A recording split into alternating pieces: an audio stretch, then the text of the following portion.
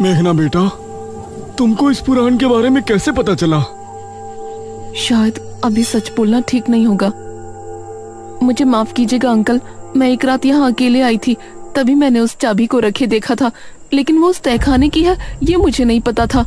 कोई बात नहीं बेटा, तुम्हारा बहुत बहुत धन्यवाद कि तुमने हमें बेरमपुर पुराण तक पहुंचाया। तांत्रिक महाराज, अब जल्दी कीजिए। तांत्रिक महाराज ने किताब को खोला और पढ़ना शुरू किया। महाराज दमयंती के जवान और खूबसूरत हो जाने से बहुत खुश थे और इस तरह राज्य के लोग निशिर-मोलों के खौफ से डर में थे। ऐसे ही 3 माह गुजर गए और एक दिन प्रजा के 2 आदमी महल में पहुंचे।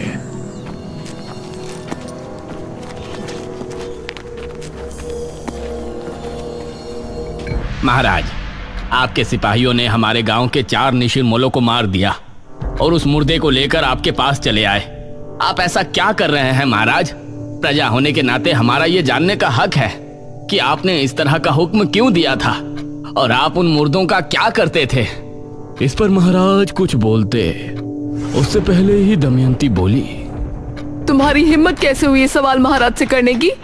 दमयंती, आप हमें बात करने दीजिए। नहीं महाराज।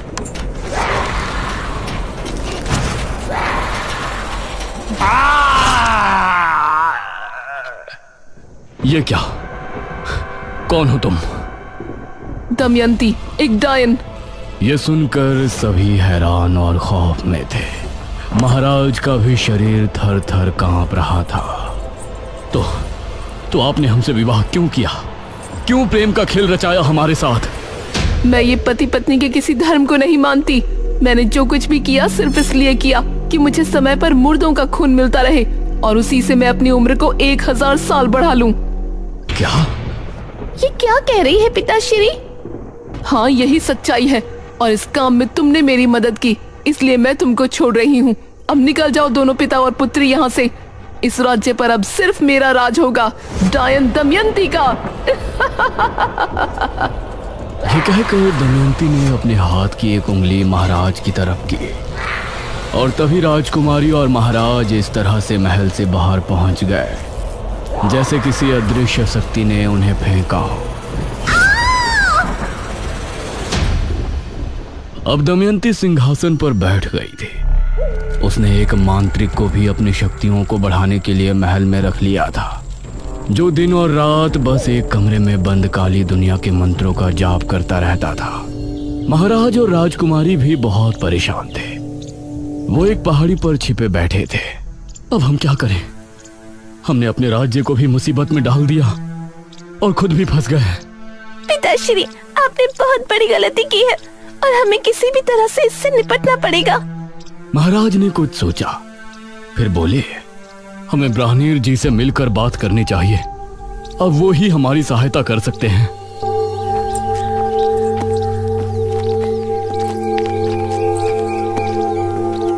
महाराज और राजकुमारी दोनों ब्राह्मण जी के पास पहुंचे और उन्हें अपनी दुविधा बताई।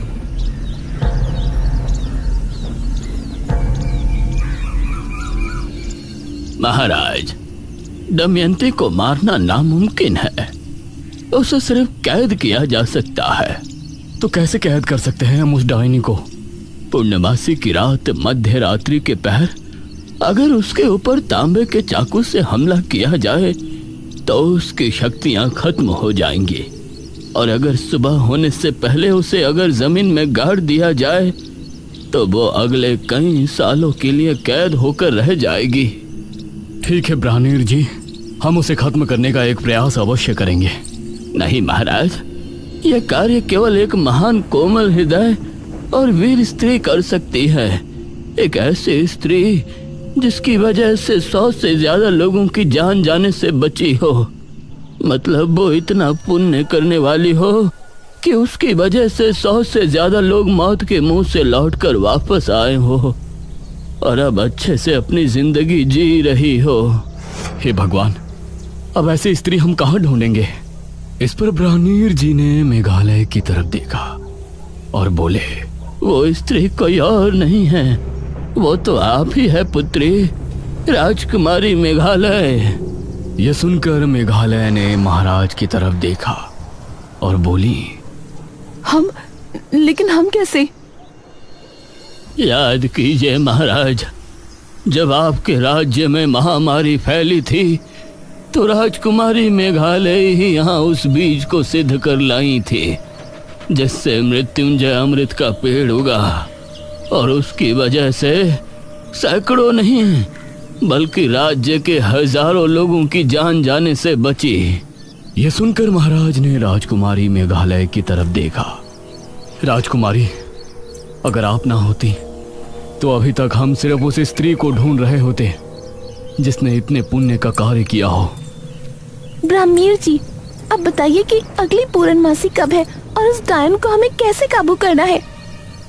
दमयंती हर पूर्णमासी की रात शमशान भूमि पर बैठकर सुबह होने तक एक महामंत्र का जाप करती है।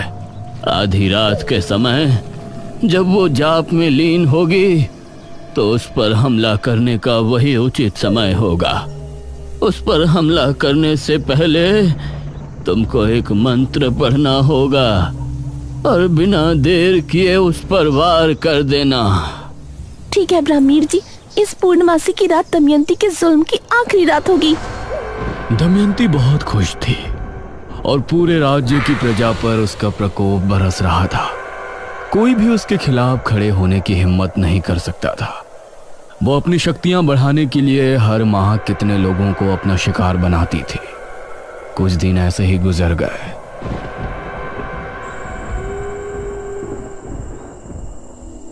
आज पूर्णमासी की रात है। आज आपको अपने कार्य को अंजाम देना है राजकुमारी। यह कहते हुए ब्राह्मणीर जी ने राजकुमारी को एक चमड़े की लपटी दी और फिर ब्राह्मणीर जी का आशीर्वाद लेकर महाराज और राजकुमारी शमशान की तरफ रवाना हुए।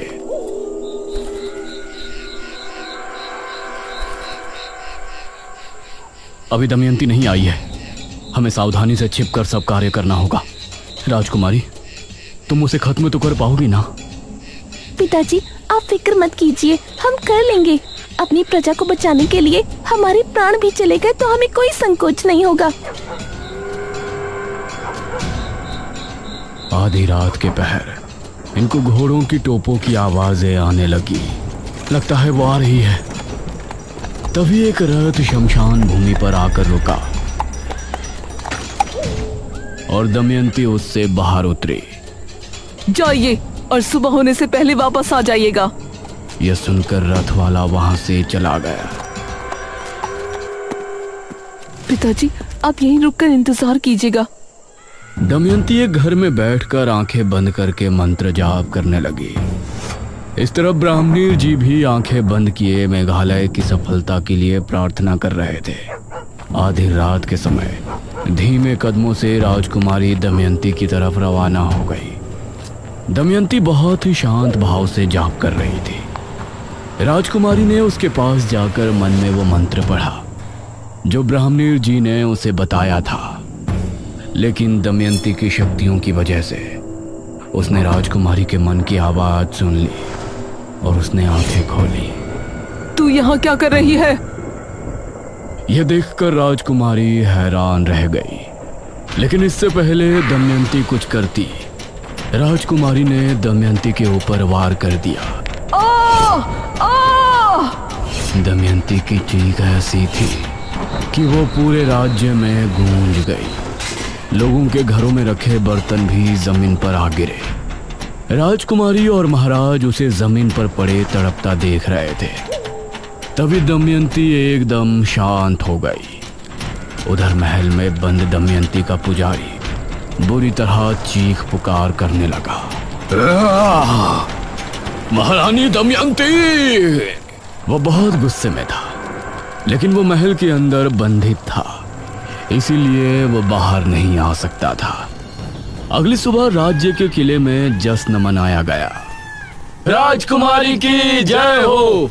राजकुमारी की जय हो! राजकुमारी, हम सभी आपके बहुत बहुत आभारी हैं।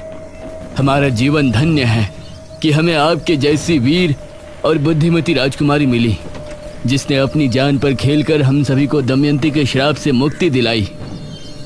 आप सभी से हमारी सिर्फ एक प्रार्थना है, हमारे पिता से जो गलती हुई उसके लिए उन्हें माफ कर दें। प्रजा राजकुमारी से बहुत खुश थी। उन्होंने उसकी बात को फौरन स्वीकार कर लिया।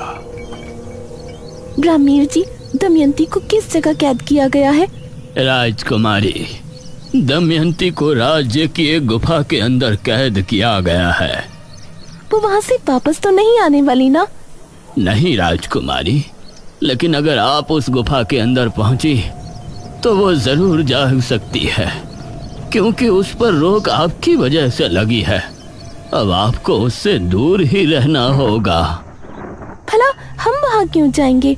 हम तो खुद उसको एक बुरे सपने की तरह भूल जाना चाहते हैं। हमारी प्रार्थना है कि अब राज्य में सब कुशल मंगल होगा। अब सभी राज्यवासी बहुत खुश थे, लेकिन वो भूल गए थे कि अभी निशिर मोलो से वो आजाद नहीं है। जब शनिवार की रात आई और गांव में अजीब सा शोर गूंजा,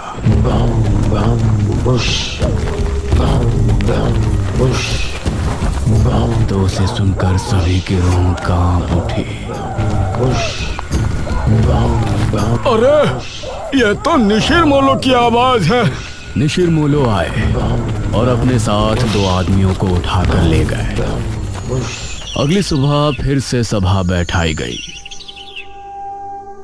ब्राह्मणीर जी, हम निशिर मोलो से कैसे छुटकारा पा सकते हैं? इनके विषय में तो हमने सोचा ही नहीं। महाराज, हमें ये कहते हुए बहुत दुख हो रहा है, लेकिन निशिर मोलो को रोकना दमयंती से भी ज्यादा मुश्किल कार्य है। हमें बताइए, हम अवश्य करेंगे। निशिर मोलो महाराज को एक दुष्ट राजा मानते हैं। यह सुनकर राजकुमारी के चेहरे पर परेशानी के भाव भर आए। हम उनसे बात करेंगे। निशिर मोलो के गुनहगार हम हैं, तो उनसे प्रजा को मुक्त कराना भी हमारा कर्तव्य है। नहीं पिताश्री, वो आपको देखते ही मार देंगे। ये कार्य हमें करने दीजिए आप।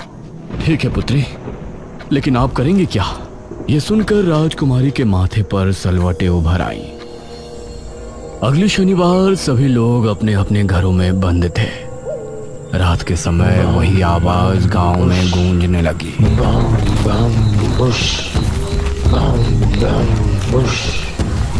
निशिर मोलो के खौफ से सभी के दिल दहल उठे थे। वो कंधे पर ताबूत उठाए राज्य में घूम रहे थे अपने नए शिकार की तलाश में।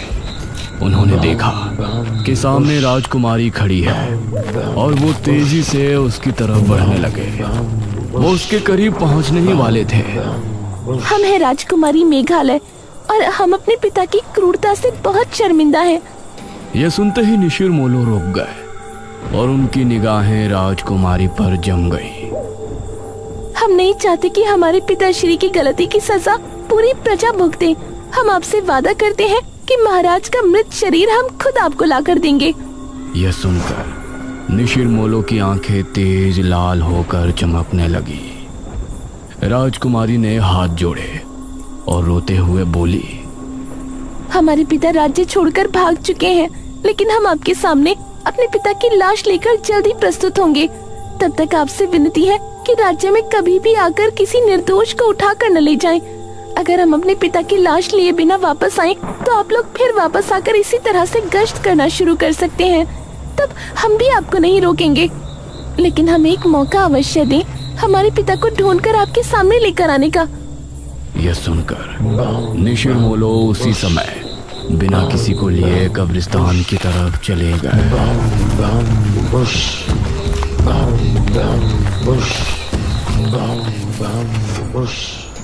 अगली सुबह सभी लोग महाराज और राजकुमारी के सामने प्रस्तुत थे। राजकुमारी, आपने उनसे ये क्यों कहा कि हम राज्य छोड़कर जा चुके हैं? क्योंकि अगर सच बोलते तो वो उसी समय यही चाहते कि हम आपको ले जाकर उन्हें सौंप दें। आपने एकदम सही फैसला किया है राजकुमारी। हमारी वजह से हमारी प्रजा मुसीबत में है। आप हमें मारकर हमारी लाश निशिर मोलो के सामने प्रस्तुत करें। यह सुनकर प्रजा हैरान थी। सभी राजकुमारी की तरफ देख रहे थे, जिसकी आंखों से आंसू बह रहे थे। हमने जो भी किया अपनी प्रजा के लिए किया, लेकिन हम अपने पिता को अपने हाथों से मारे और उनकी लाश को निशिर मोलो को समर्पित करें, ये हम नहीं कर पाएंगे। अगर ऐसा नहीं किया तो वो फिर से आएंगे। नहीं पिताजी, हम और आप आज ही ये राज्य छोड़ देंगे और अलग अलग दिशाओं में निकल जाएंगे। इससे निशिर मोलो कभी भी यहाँ वापस नहीं आएंगे, क्योंकि हमने उनसे वादा किया है कि जब हम यहाँ कदम रखें तभी आप राज्य में फिर से आना। और अगर उस समय हम अपने पिता की लाश आपको समर्पित ना करें तो आप फिर से उसी तरह भ्रमण शुरू कर देना। राजकुमारी की बात सुनकर सभी की आंखों से आंसू बह निकले।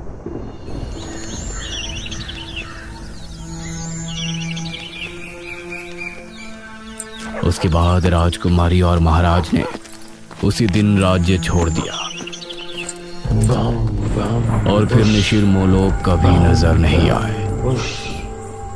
इतना पढ़ने के बाद ये तांत्रिक महाराज ने पुराण बंद कर दिया।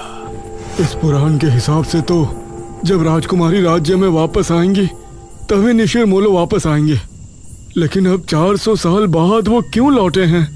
क्या राजकुमारी गांव में वापस आ गई है? अगर वो आई है तो है कहाँ? ये तुम कैसी बातें कर रहे हो?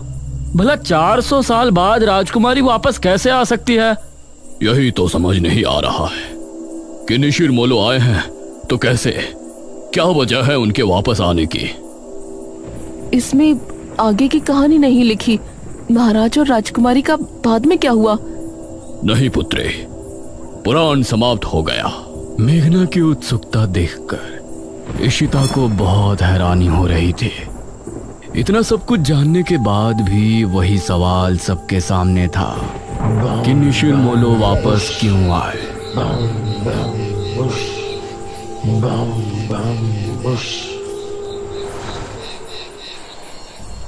रात के समय इशिता और मेघना जब कमरे में थे तो मेघना अभी भी सोच में डूबी थी। मेघना, तेरा क्या चल रहा है यार? तू क्यों इतना गहराई में जा रही है? तभी अनुज भी कमरे में आ गया। सच में अब तो मुझे भी सब कुछ बहुत अजीब लगने लगा है। मेघना, तुमको कैसे पता कि वो चाबी वहां रखी थी और वो तहखाना कहां पर है? मुझे यकीन है कि तुमने झूठ बोला है। तुम राजमहल में मेरे बिना तो दोबारा नहीं गई होगी। इशिता और अनुज दोनों मेघना की तरफ गौर से देख रहे थे। मुझे बचपन से ही सपने आते थे जिनमें मृत्युंजय अमृत का पेड़ मुझे दिखाई देता था। जब मैंने यहाँ गांव की जमीन पर कदम रखा तो मौसम बदल गया था और आंधी आ गई थी। उसी रात मुझे महल के बारे में सपने आए और राजमहल से जब हम वापस आए तो उस रात मैंने खुद को सपने में राजकुमारी बने देखा। उसी सपने में मैंने खुद को तहखाने में जाते देखा और जब मैं महल पहुंची तो वो चाबी और तहखाना वहीं थे। सबसे जरूरी बात यह है कि जब मैं गांव में आई थी उसके अगले रात से ही निशिर मोलो ने गांव में आना शुरू किया। इतना सुनकर इशिता और अनुज दोनों हैरान रह गए। मेघना ने भी इन दोनों की तरफ देखा और सवाल किया, ये सब सुनकर अब तुम दोनों को क्या लगता है? इसका मतलब है कि पिछले जन्म में तुम ही राजकुमारी मेघना थी और निशिर मोलो इसलिए गांव में वापस आए क्योंकि तुम यहाँ वापस आ चुके हो। हाँ, ये सब मेरी वजह से हो रहा है। हे भगवान, तो अब हम क्या करेंगे? क्या हमें यहाँ से चले जाना चाहिए? नहीं, मुझे नहीं लगता कि उससे कोई फायदा होगा। या तो वो मुझे लेकर जाएंगे या फिर महाराज की लाश। ये तीनों अब गहरी सोच में डूब गए और उस तरफ तांत्रिक महाराज और गांव के लोग भी परेशान थे। इस कहानी में आगे क्या होगा? मेघना किस तरह से निशिर मोलो से गांव को आजाद कराएगी? ये जानने के लिए इस कहानी का अगला और आखिरी भाग जरूर देखें।